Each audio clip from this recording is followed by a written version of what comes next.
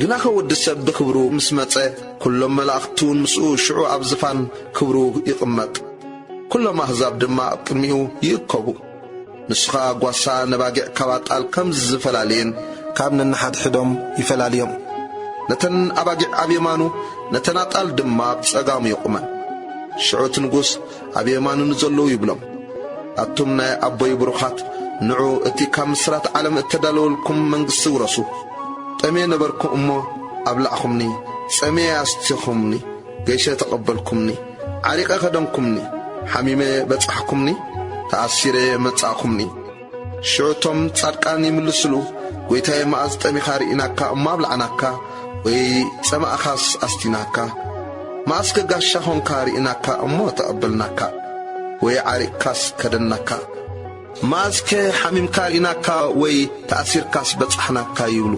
እቲ ንጉሥካ እቲ ካብዞም ንኣሽቱ ኣሕዋተይን ሓደ ዝገበርኩምሉ ንኣይ ከም ዝገበርኩምለይ ብሓቂ ይብለኩም ኣለኹ ኢሉ ይምልሰሎም ድሕርዚ ኣብ ጸጋሙ ንዘለዉ ይብሎም ኣቱም ርጉማት ካባይ ይርሓቑ ናብቲ ንሰይጣንን ንመላእኽቱን እተዳለወ ናይ ዘለዓለም ሓዊ